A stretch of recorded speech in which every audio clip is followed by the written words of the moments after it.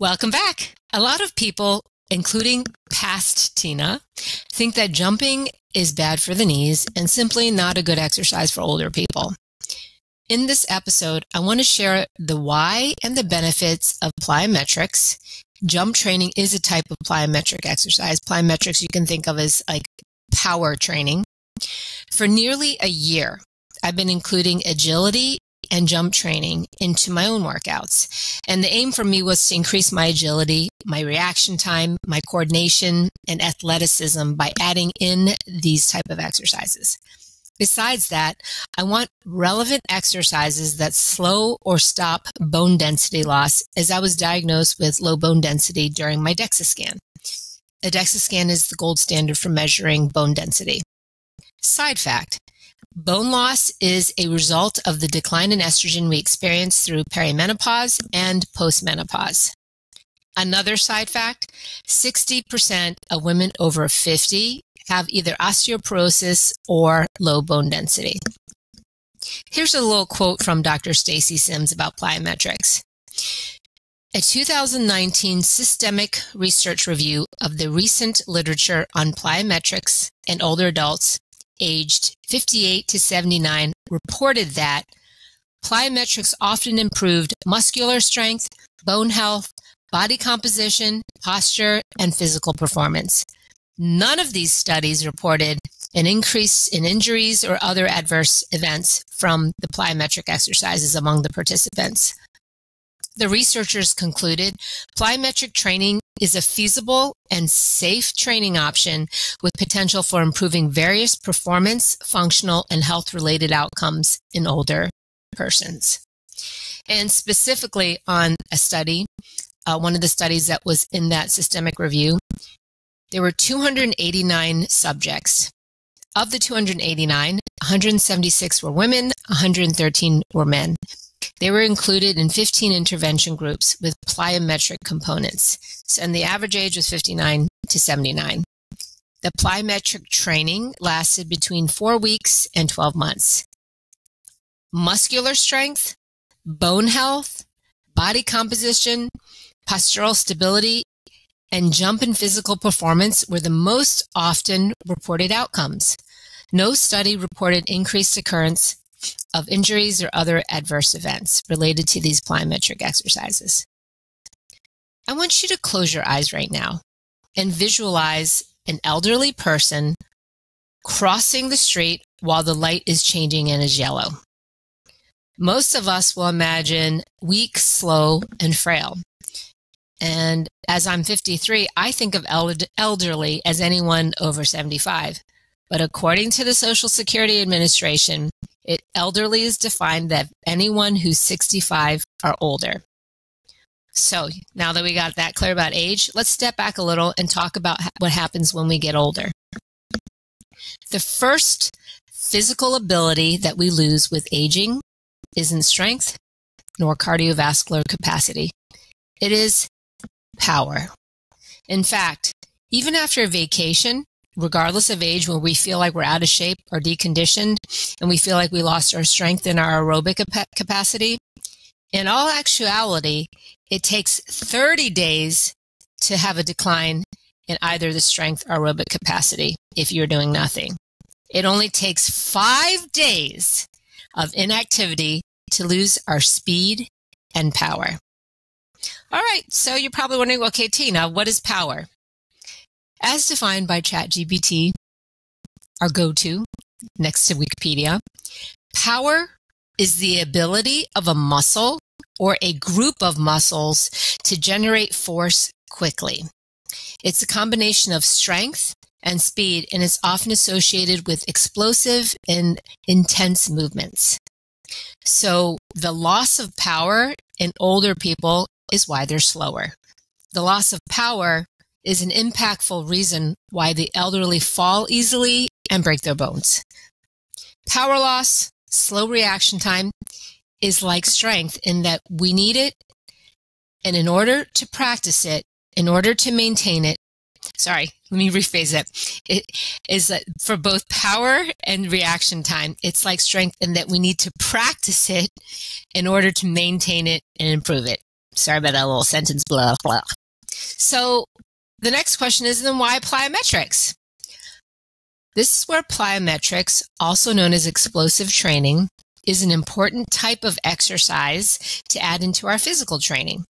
You don't have to make a full 45 minutes of it. In fact, it's not even physically possible. But because to be able to generate force quickly, it uses a lot of energy and a lot of recruitment of the nervous system. So it's not stuff that lasts very long. So what you need to do is add a little bit into your workouts or into your day. An example of that would be right after your warm-up, adding a set of med ball slams or some pogo hops. If you're wondering, well, how do I incorporate this if I've got an involved knee that doesn't like it? You have to understand that progressions are extremely important. You're not going to go from never doing plyometrics to all of a sudden jumping off boxes. The same way a child learning to ride a bike starts off with training wheels. In learning plyometrics, and it's important to prepare the body for it by learning the basics. And this can be found working with a certified trainer or going online. I can give you a couple examples of someone who has a beginner plyometrics programs. I'll put that in the show notes. So now that I've talked about what happens when you get older and why plyometrics is important, what does plyometric train our body to do? And I'm going to break it down to three things. One, by training it, you learn to react quickly. Your body's practicing reacting quickly, and it learns how to react quickly. Whatever challenges you give your body, it rises to the occasion. Two, you're training the coordination of our feet with the rest of the body. The reason why boxers jump rope is because it trains quick hand, body, and foot coordination. And three, in terms of plyometrics and jump training, your bones adapt to more force, thus increasing bone density. And you are absorbing more force than any kind of heavy strength training would actually accomplish. So how is plyometrics or jump training good for the bones? I'm talking about, it's giving more force to the bones. And here's some interesting facts. When you jog, so that's in some ways, you're kind of jumping, you're jogging, you're putting, stepping out, kind of jumping to the next foot. The impact against the ground is equal to our bones taking on the force of 2 to 4 times our body weight. When jumping off a box, that force on your bones is 3.5 to 4 times our body weight. Just so you can really get an idea of what that means. Let's say you weigh 150 pounds. When you jump off a box, your bones are absorbing the impact of 525 pounds. Most people will never back squat that amount. I feel, in fact, that's be the elite of the power lifters. But you're getting that same bone challenging impact when you're doing a jump. Let's say you have cranky knees, and I'm sure a lot of people do over a certain age. There are still ways to include explosive training, so plyometric training into your workouts, even that don't involve jumping. Med ball slams, battle rope slams, light bouncing, just kind of hopping on the balls of your feet. A 2015 research study showed how 20 jumps a day improved bone density more than running. You don't need to jump off a box to achieve this. You can just bounce right next to your kitchen counter.